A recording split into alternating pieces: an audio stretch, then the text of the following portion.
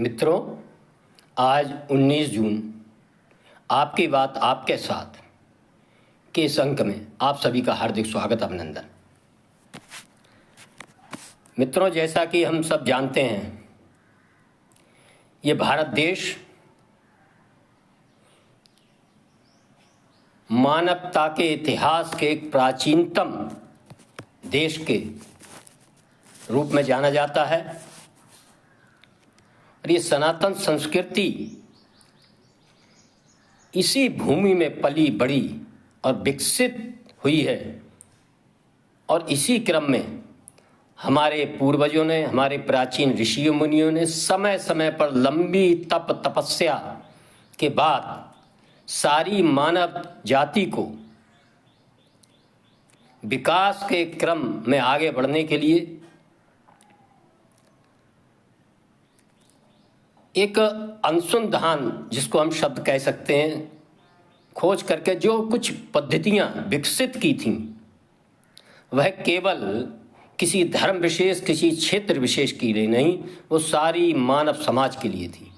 उसमें ऐसी कोई शर्त नहीं थी कि आप ये मत मजहब पंथ मानेंगे तभी इन चीज़ों का आप उपयोग कर सकते हैं। मित्रों, ये इस देश की प्राचीन परंपरा है। सर्वे भवन्तु सुखना, सर्वे सन्तु निरामया, सब सुखी हों, सब निरोगी हों, ऐसा भाव लेकर हमारे ऋषियों मुनियों ने अपने वैदिक कालीन समय से, चाहे वो आयुर्वेद हो, संगीत हो या योग हो, कृषि क्षेत्र से संबंधित जानकारियां हो, व अन्य जो भी गणित से संबंधित या अन्य जीवन के उपयोगी रहने वाली जानकारियां, वो समस्त संसार को देने का काम किया था। मित्रों, आज मैं इन सब विषयों पर बात ना करके केवल और केवल दो विषयों पर आपके समक्ष कुछ जानकारियां शेयर करना चाहूँगा। एक संगीत और दूसरा योग, क्योंकि परसों 21 जून को योग अंतर्राष्ट्रीय दिवस के रूप में पूरे संसार में मनाया जाने वाला है। ये 10वां योग दिवस है और हमारे सबके आदरणीय प्रधानमंत्री नरेंद्र मोदी जी ने इस प्राचीन विद्या को, जो भारत की पहचान होती है, उसको पूरे संसार के सामने रखा और आह्वान किया कि आइए हम सब इस प्राचीन सनातन राष्ट्र की इस अनुपम देन को अपनाएं, अपने जीवन में उतारें। और इसके लिए सारी दुनिया के सारे देशों ने, चाहे वो किसी भी गोलार्ध में रहने वाले हों, चाहे ठंडा प्रदेश हो, गर्म प्रदेश हो, गोरे हों, काले हों, किसी भी मत मजहब संप्रदाय से संबंधित हों, सब ने मित्रों एक स्वर में 21 जून को अंतर्राष्ट्रीय योग दिवस के रूप में मनाने का फैसला लिया। और हम सब देखते हैं पिछले 10 वर्षों से पहाड़ों से लेकर राजस्थान रेगिस्तान तक, अर्जेंटीना से लेकर जापान तक, ऑस्ट्रेलिया से लेकर कनाडा तक, इंग्लैंड से लेकर अफ्रीका तक, दक्षिणी ध्रुव हो चाहे उत्तरी ध्रुव हो, 21 जून को बड़े उत्साह उमंग के साथ सारा संसार योग करके इस योग दिवस को मनाने का काम करता है। मित्रों, ये बड़ा हर्ष का विषय है कि हमारे वेदों से निकली इन प्राचीन विद्याओं में से संगीत विद्या भी इस संसार को दी हुई एक अनुपम भेंट है। संगीत का संबंध सोम वेद से है। और मित्रों, बहुत हर्ष का विषय, 21 जून को ही विश्व संगीत दिवस भी है। इस क्रम में मैं आप सभी बंधुओं को, इस चैनल के माध्यम से जो मुझसे जुड़े रहते हैं, सभी को इन दोनों पर्वों की हार्दिक शुभकामनाएं व बधाइयां देना चाहता हूं। मित्रों, योग का अर्थ है जोड़ना। यह अपनी आत्मा का विलय करना शरीर के साथ। यह मन, शरीर और आत्मा के संयोजन के क्रिया जो होती है उसका नाम है योग। और संगीत भी जब हम सुनते हैं, विभिन्न रागों द्वारा निर्मित जब संगीत सुनते हैं तो निश्चित ही हमको एक अनुभव, आत्मिक शांति का अनुभव होता है। और ये भी, संगीत का भी यही काम है। ईश्वर से जुड़ने का माध्यम भी संगीत है। और इन दोनों विद्याओं में, चाहे योग हो या संगीत हो, सांसों का बड़ा महत्व है। सांसों के उतार चढ़ाव के आधार पर ही योग व संगीत को हम अपने जीवन में उतार सकते हैं। संगीत मन को शांत करना, और संगीत में डूबकर हमें लगता है कि वास्तव में भगवान से जुड़ने का एक बहुत अच्छा माध्यम है।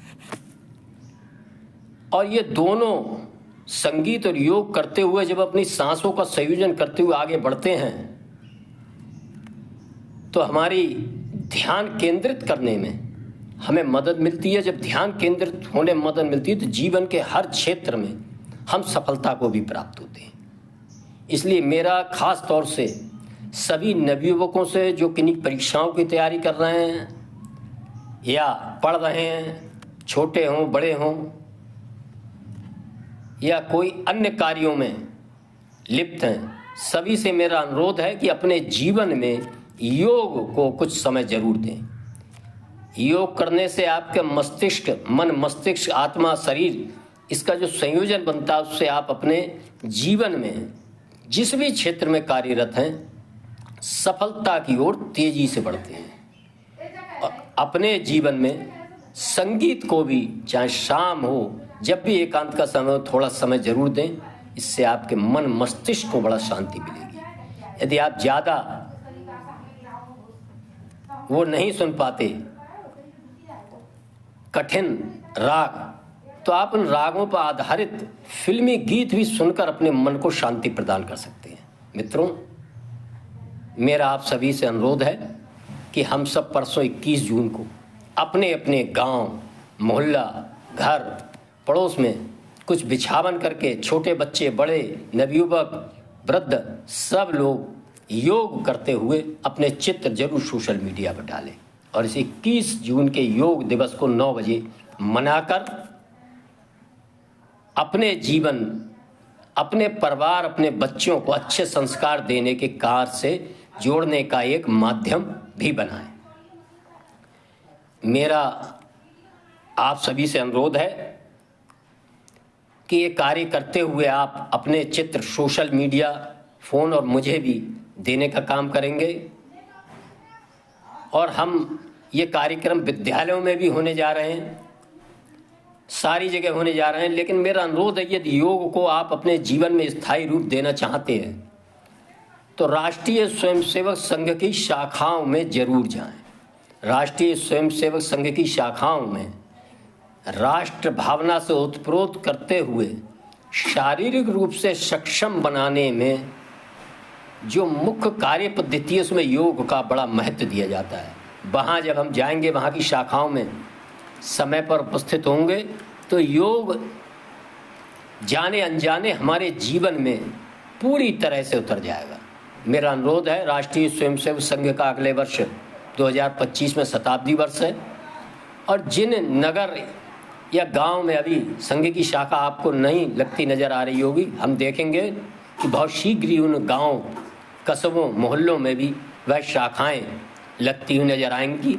हम सब उनमें अपनी उपस्थिति बनाएं और राष्ट्रीय स्वयंसेवक संघ के राष्ट्रीय कार्य में भी अपनी सहभागिता रखेंगे। इसी आशा विश्वास के साथ मैं इस अंक में अपनी वाणी को विराम देता हूं तथा एक बार आप सभी से पुनः मेरा अनुरोध है, मित्रों, ये चैनल आपका अपना चैनल है। इसमें फ़ोन पर YouTube खोलकर आपकी बात आपके साथ राकेश मोहन त्यागी बोलकर सब्सक्राइब करें, लाइक करें, इन वीडियो को पसंद आते हैं और शेयर भी ज़्यादा से ज़्यादा करें और अपने कमेंट्स भी मुझे देने का काम करेंगे। धन्यवाद। जय श्री राम, जय श्री वाल्मीकि भगवान, भारत माता की जय।